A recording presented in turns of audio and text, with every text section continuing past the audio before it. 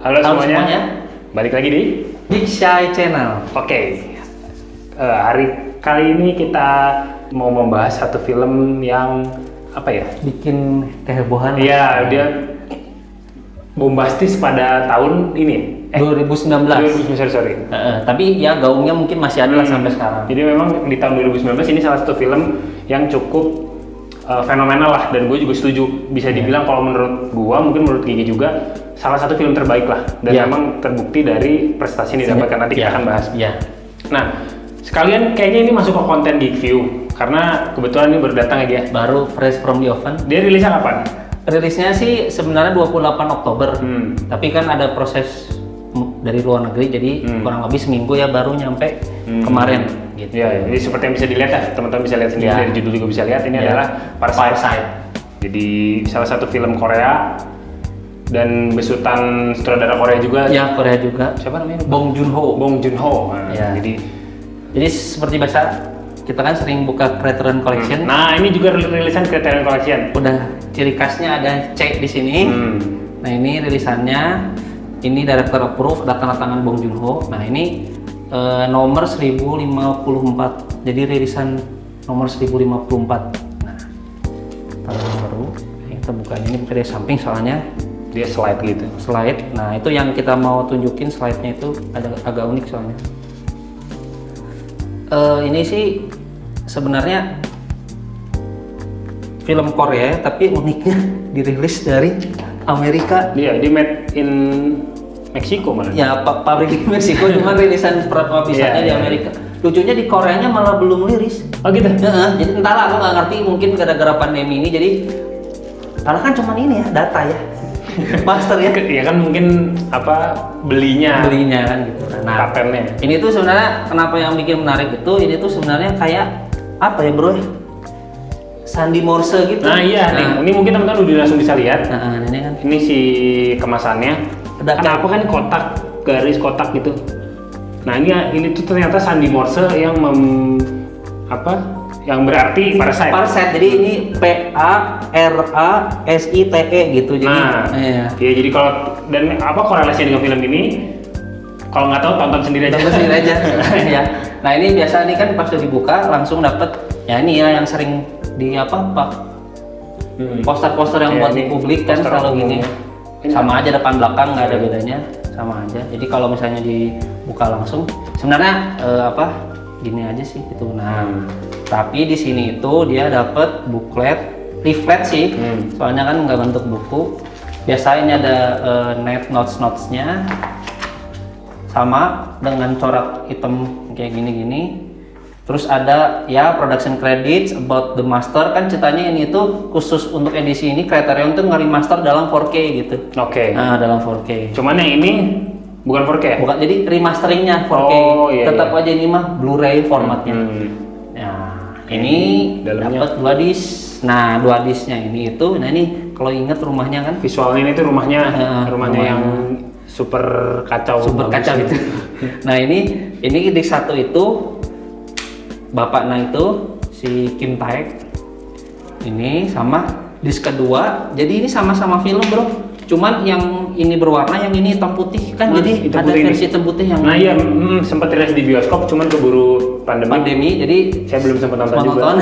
Katanya sih kalau hitam putih itu dia akan lebih terasa atmosfer dan sinematografinya. Jadi nanti kita akan sedikit bahas soal karakteristik dari film ini yang cukup unik lah. Nah, sebenarnya tidak begitu spesial dibanding yang Criterion yang lain, cuman filmnya yang spesial. Betul. Paling udah kita taruh aja di sini. Kita udah sering bahas Criterion. Kalau yang pengen tahu video-video Criterion lain, nanti saya taruh kartunya di sini. Ya. Di sini lah. Pokoknya ini spesial. Nah. Cuman segitu aja sih sebenarnya. Sebenarnya gitu aja. Pembahasannya cuman ini pembahasan yang kita akan coba gali lebih detail, lebih dalam. Ini kan film berbahasa asing ya. Khususnya ini kalau boleh dibilang Criterion baru pertama kali rilisan filmnya Bong Joon-ho. Jadi karena film ini heboh, akhirnya Criterion secara pribadi mendekati Bong Joon-ho untuk minta izin merilis film ini, dan akhirnya sama Bong Joon-ho dikasih izin untuk merilis semua filmografi beliau. Jadi nanti untuk teman-teman yang nggak tahu, Bong Joon-ho tuh Apa aja sih? Jadi sebenarnya gini, dia tuh kan satu sutradara Korea, tapi pernah mencoba peruntungan itu. Kalau ingat film Snowpiercer bro, yang diangkat dari novel grafis dari Prancis, yang tapi pemerannya Hollywood semua. Iya, jadi nggak kerasa lah. Jadi nggak kerasa. Nah, habis itu dia coba lagi balik ke negaranya, dia bikin The Host, bikin Okja yang The Host tuh, yang alien, Okja yang kayak babi gitu, kayak Kudanil itu, sama. Nah, karya terbesarnya itu paling terakhir yang Parasite. Jadi sebenarnya kalau filmografi di Koreanya udah banyak ya, mungkin lebih dari 10, lebih dari selusin, cuman dia terkenal di Hollywood ya gara-gara Snowpiercer itu. Tapi hebatnya sekarang dia dapet penghargaan tertingginya malah karena film negaranya sendiri gitu. Jadi sana akhirnya kalau kita balik ke jati dirinya awalnya, tetap bisa dihargai ternyata kan gitu. Nah, itu sih yang bisa jadi overview-nya Bong Joon-ho. Mungkin kita bisa bahas lebih lanjut tentang filmnya itu sendiri. Oke. Ya. Nah, secara filmnya ini memang kan entah kenapa si Bong Joon-ho ini senang sekali dengan isu kelas sosial ya. Kelas karena sosial. di Snowpiercer juga menggambarkan, walaupun itu ceritanya bisa dibilang post apokaliptik. Post apokaliptik cuman kayak di kereta gitu. Ini mah spoiler yang belum nonton, dari ujung belakang sampai depan tuh kayak setiap gerbong tuh nanti beda kelas strata sosial. Dan apa sih, keretanya cuma muter aja gitu jadi kan. Buminya udah hancur lah gitu, benar-benar apokaliptik. Jadi itu menggambarkan kelas sosial lah, bisa dibilang kan simbol kelas sosial. Nah, dan di Parasite ini juga sangat terasa tema kelas sosialnya ya. Kritik lah ke kelas sosial. Ya mungkin nanti di tengah pembicaraan kita akan ada sedikit spoiler, cuman mudah-mudahan nggak terlalu spoiler dan teman-teman yang belum nonton atau mungkin skeptis ini film apa sih gitu bisa jadi referensi gitu karena parah lah, bagus banget. Bagus banget ya. Kalau bisa nah selain itu film ini juga kalau menurut gua secara sinematografi berkarakter gitu. Jadi dibuat sedemikian rupa untuk menyimbolkan kelas sosial tersebut. Nanti mungkin akan gua tampilkan gambarnya. Jadi setiap frame, setiap angle itu digambarkan kayak memisahkan antara tokoh satu dengan tokoh lainnya dengan sebuah batas. Nah, itu tuh kayak menyimbolkan perbedaan gitu ya. Ada apa ya? Semiotikanya gitu ya. Ada semiotikanya. Apa dari yang paling kelihatan dari tempat tinggalnya itu nanjak di atas dataran tinggi. Sedangkan yang tokoh utama kita kan orang kelas bawah turun ke bawah dan rumahnya pun di bawah jalan. Gambarnya nanti mungkin gambar-gambarnya akan gue sertakan. Banyak pengambilan gambar yang menurut gue unik. Jadi selain bagus, please to watch, tapi juga kayak meaningful gitu. Meaningful ya. Dari awal memang udah diperlihatkan si perbedaan kelas sosial ini. Jadi memang diperlihatkan ceritanya soal itu gitu. Cuman kita mau bahas sedikit banyak soal hal-hal yang menarik di dalam sinematografinya ya. Khususnya memang lebih banyak ke arah simbol atau semiotik itu tadi. Kayak misalkan digambarkan di awal di rumah itu banyak kecoa. Terus diusir-usir. Dan di tengah-tengah film mereka tuh bergerak kayak kecoa. Iya, jadi kayak apa ya? Mereka tuh menjadi hal yang mereka benci. Gitu kan sebenarnya. Mereka masuk di kolong, terus mereka nyuri-nyuri makanan, mereka masuk bersembunyi dari ibaratnya rumah besar itu gitu. Jadi menurut gue sih menarik dan secara flow dari plotnya tuh apa sih? Bagus gitu. Jadi kayak roller coaster. Jadi kayak naik, udah enak nih terus di-dropin lagi, naik turun. Nah, itu menurut gua unik banget. Dan nah itu hebatnya Bong Joon-ho itu dia sebenarnya film-film dia itu kayak ada satirnya gitu bro. Jadi bukan intended untuk bikin satir, cuman naskah yang dia bangun itu memang apa ya sebutnya nyerempet gitu. Dan nyerempet itu kan banyak film-film satir atau film-film kritik sosial yang ngeritiknya tuh nggak enak gitu menurut gue ya. Cuman ini tuh sangat-sangat berkelas gitu. Berkelas terus smooth gitu. Nah mungkin salah satu alasan kenapa ini bisa dibilang universally acclaimed atau bisa diterima secara universal, walaupun filmnya berbahasa Korea, tapi hal yang diangkat itu tuh sebenarnya universal. Jadi mungkin teman-teman bisa lihat, ya kita semua tahu lah di dunia ini banyak kelas sosial, banyak privilege. Perbedaan seperti itu banyak lah, dan ini yang mencoba ditampilkan oleh Bong Joon-ho. Dan kayak ini mungkin pembahasan pribadi aja, maksudnya menurut kita apa-apa kan kayak terakhirnya digambarkan bau lah, ya, orang kayak, berarti orang miskin kok bau ya, gitu-gitu. Itu sih masalah tadi kan kamu sempat sebut privilege kan. Ya memang kalau orang berduit, orang berada ya pasti punya keistimewaan bahwa selalu wangi, selalu bisa bangun pagi dengan enak, sarapan dengan enak. Sedangkan di satu sisi di keluarganya Pak Kim Taek itu yang selalu struggle setiap hari, yang nggak tahu besok mau makan apa, nggak tahu besok mau tidur di mana, nah kayak gitu kan. Makanya di ending itu digambarkan gimana soal rencana besok, kayaknya buat kita lebih baik nggak punya rencana. Ya itu kata-kata yang paling hebat dari menggambarkan kayak kalangan bawah tuh mereka nggak punya privilege buat punya rencana. Karena besok tau-tau banjir rumahnya, tau-tau wah kacau lah gitu. Jadi mereka nggak punya sampai akhirnya chaos gitu. Dan digambarin memang film itu chaos. Nah, walaupun pesannya dalam gitu dan apa ya, bisa dibilang pahit lah gitu, cuman bisa tersampaikan dengan cukup maksimal gitu. Dan itu yang membuat dia menjadi kena gitu. Jadi kayak kalau episode itu ngirisnya tajam gitu. Jadi secara achievement pun nggak main-main. Akhirnya dia mendapatkan yang pasti sih yang bikin heboh itu waktu Cannes Film Festival 2019. Jadi jauh sebelum Oscar Februari 2020 kemarin kan paling pertama festival di Prancis itu kan Cannes. Tiba-tiba dapat Palme d'Or itu teh kalau istilahnya ini film terbaik gitu. Kaget kan? Langsung dapat buzzing, dapat word of mouth kemana-mana, dapat exposure lah. Nah, ada film Korea bisa menang di Cannes Film Festival, dapat Golden Palm palem emas itu kan. Nah, di tengah gempuran Korea tuh film drama Korea, K-pop gitu kan. Jadi, kritik sosial terus menang lagi kan. Seheboh apa gitu. Akhirnya dia lewat ke Venesia, Berlinale gitu kan, lewat itu. Nah, akhirnya masuk ke Indonesia kalau nggak salah ingat itu bulan Juli. Di Indonesia akhirnya Parasite itu jadi film Korea terlaris. Oh gitu. Ya memang orang Indonesia kan dapat exposure Korea banget ya. Iya. Tapi hebatnya Parasite itu dia untuk di Indonesia jadi film Korea terlaris gitu. Jadi kayak wah itu di embrace banget kan sama mungkin relatable ya sama Indonesia. Jadi banyak orang miskin. Kita juga miskin. Nah jadi misalnya karena dapat exposure itu akhirnya mungkin gaungnya sampai ke luar negeri. Nah yang bikin kejutan lagi itu yang mulai dari di Golden Globe itu.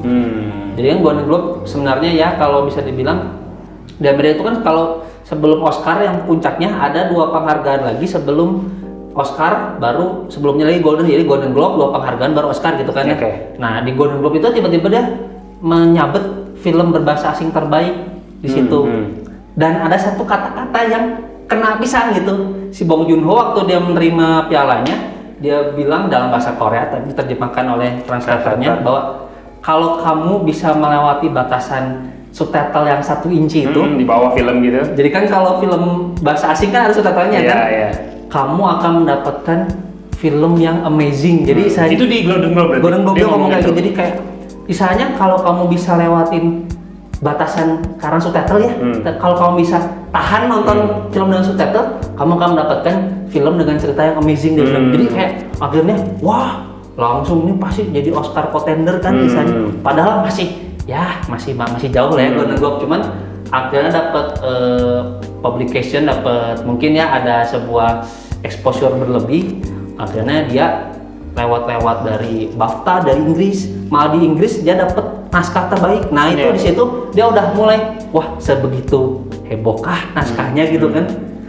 Langsung hebatnya lagi di Screen Actor Guild itu ensemble cast-nya semuanya dari si bapaknya, istrinya, anaknya 2 sama yang orang kaya, bapak istri anak 2 juga dapat ensemble cast terbaik. Jadi misalnya diapresiasi bahwa semua timnya itu, semua pemerannya sama rata kualitasnya. Jadi yang bikin hebat film itu ternyata selain naskahnya bagus, penyutradaranya bagus, castingnya gak bagus. Mereka bisa menampilkan perannya masing-masing dengan tepat gitu. Memang sih sudut pandangnya pasti dari si bapaknya paling vokal kan ya, Kim Tae itu. Cuman hebatnya ya itu. Nah di situ akhirnya udah dapat dari 3 penghargaan, kayak pakai lama bener masuk nominasi Oscar. Dan kalau nggak salah waktu itu mereka dapat 6 nominasi. 6 nominasi dan bisa membawa pulang 4, termasuk ini dia yang bikin heboh, film terbaik Best Picture.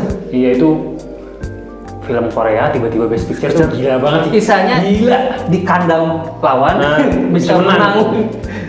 Itulah yang bikin mungkin kita sebagai orang Asia boleh lah ngambil kredit dikit bisa bangga gitu bangga. Kan, ya. Di pada saat dia di tahun itu kan dia ada di tahun yang cukup apa ya, serem juga sebenarnya penantangnya juga serem sebenarnya. Nah, kita akan coba sedikit bandingkan dengan film-film lain yang ada di periode waktu itu ya. Jadi bisa dibilang ya penayangannya harus dari Januari 2019 sampai Desember 2019 kan itu buat batas masuk Oscar-nya kan ya. Dan berarti kita bahas kayak nominasinya ya. Mungkin kita boleh sebut top 5 lah. Top 5 kita ya. Menurut kita. Jadi nanti kita mau kasih tahu posisinya dia di mana gitu kan ya. Nah, apa dulu yang mau dibandingkan pertama? Seperti ini udah di sini ada depan satu-satu. Ini kan kalau udah lihat ini ada 2 di sini. Ada Joker sama Once Upon a Time in Hollywood. Ini juga nominasi Best Picture. Nah, kita juga diangkat di sini juga ada Marriage Story dan Jojo Rabbit. Ini juga nominasi Best Picture. Nah, kalau boleh ngasih kita terbawah ke nomor 5 ya. Cuman mungkin selera kita ya. Iya, ini selera kita. Selera kita ya. Kalau boleh, ini Jojo Rabbit. Ini walaupun wali bawah karena dia sebenarnya adaptasi ya. Jadi ada novel, jadi bukan sebuah naskah orisinil. Jadi hanya menang diadaptasi doang, tapi lumayan lah black comedy gitu nyentil soal Nazi, hal sensitif lah. Gitu. Nah, menurut kita yang kedua, ini pernah kita bahas sendiri. Iya. Marriage Nanti Story. ada lagi kartu di sini. Kartunya ini, menurut saya ini bukan berarti jelek ya. Cuman tipikal lah gitu misalnya. Tidak. Ini juga kan ada yang mirip di periode sebelumnya. Nah, periode sebelumnya juga ada. Jadi saya bilang hal-hal yang berulang gitu kan ya, bukan ini. Nah, sebenarnya untuk peringkat 2-nya agak berat sih. Karena kita juga udah pernah bahas. Yang ini udah pernah. Iya, ini udah pernah. Tapi yang ini nanti ada segmennya sendiri. Iya. Cuman kalau boleh ini gua kasih lihat dulu nih. Ini akan ada segmennya sendiri nih, lihat. Anjing, keren banget. Nah, ini kalau untuk nomor 3-nya kita milih Once Upon a Time in Hollywood. Nah, ini taruh situ. Nah, untuk menurut kami yang paling berat untuk saingannya itu Joker. Karena implikasinya cultural effect-nya waktu pas mereka rilis itu edan. Ini yang ada meme itu yang orang jahat adalah orang baik yang tersakiti kan? Iding jihit, iding trisikiti. Nah, ini jadi bisa dibilang 2 film ini itu cukup nge-hype khususnya di netizen Indonesia gitu. Karena ke sosialnya kena ya. Ke sosialnya kena. Jadi sebenarnya literally ya sebenarnya tokoh utama kita di sini dua-duanya tuh orang yang tertindas sebenarnya. Cuman bedanya ini menjadi sebenarnya nggak bisa dibilang antagonis ya. Antihero di sini jadi pahlawan kesiangan karena pressure akhirnya ya bisa break juga kan kalau orang kena pressure kan ya. Nanti ini kita bahas. Tapi kalau menurut kami tetap undisputed champion of 2019 tetap Parasite atau Gisancong lah kalau bahasa Koreanya. Efek dan yang pengen kita highlight juga adalah efek dari film ini juga cukup edan ya. Dan ya. Khususnya tadi kan kita sempat nyebut bahasa asing sama Bong Joon-ho selalu mempromosikan nontonlah pakai subtitle nggak masalah. Khususnya ini tuh bisa dibilang kebangkitan sinema Asia. Jadi bahwa sekarang sinema Asia tuh tidak dipandang lagi sebelah mata gitu. Tidak cuman mohon maaf good looking, terus musik-musik yang catchy gitu, tapi ternyata bisa juga mengangkat hal yang sisi lain gitu. Jadi di Korea ternyata ada jeleknya juga. Ini sistemnya bisa dibilang sisi kelamnya Korea juga dibahas. Berani juga sih si Bong Joon-ho. Kita kan taunya Gangnam yang high class apa namanya? K-pop gitu. Nah, ternyata Bong Joon-ho bisa dibilang bisa membuat film kritik sosial khususnya di masyarakat Asia Timur pada umumnya bisa relatable, bisa relevansinya sampai ke dunia internasional. Ternyata orang Eropa juga merasakan hal sama, orang Amerika merasakan hal sama. Jadi bisa di universally acclaim gitu.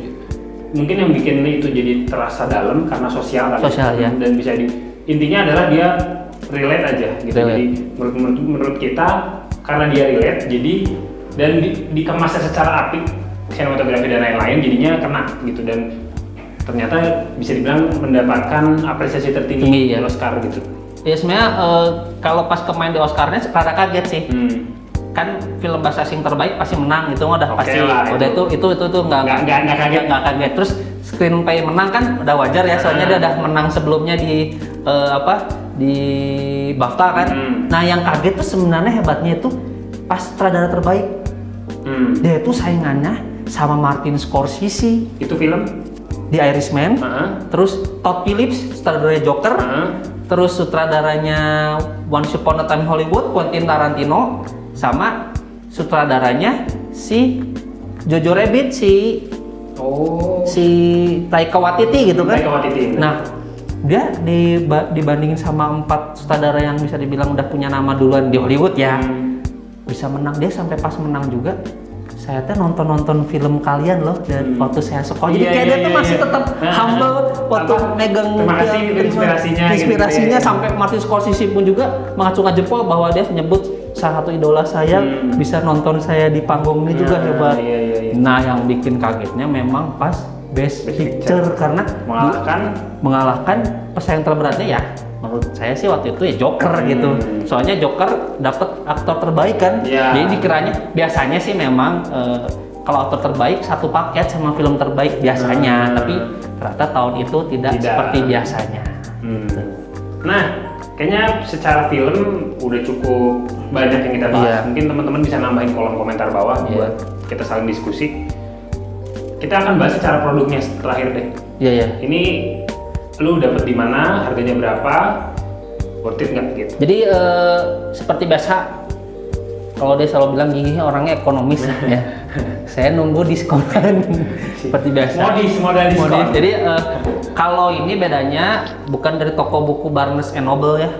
Jadi ini langsung dari Criterion.com-nya langsung. Dari website. Sebenarnya diskonnya itu bro tanggal 23. Tapi waktu itu ada promo kalau kamu pre-order bisa kena 50% juga. Jadi barangnya belum rilis tapi kalau kita pre-order di tanggal 23 kena waktu pas tanggal 25 kan diskonnya dia 50%. Nah, akhirnya itu kalau normalnya itu kurang lebih $49. Ya kurang lebih 800-an lah kalau di repaint ya. Cuma sekarang jadi dapatnya saya 400 dengan ongkir ya kurang lebih jadi 450 460 udah nyampe di Indonesia. Memang pengirimannya kurang lebih 10 hari baru nyampe. Jadi dapat harga segitu. Dan yang sesuai yang kita buka tadi juga memang sebenarnya isinya tidak terlalu istimewa. Jadi isinya memang dapat diskon pas lah gitu kan.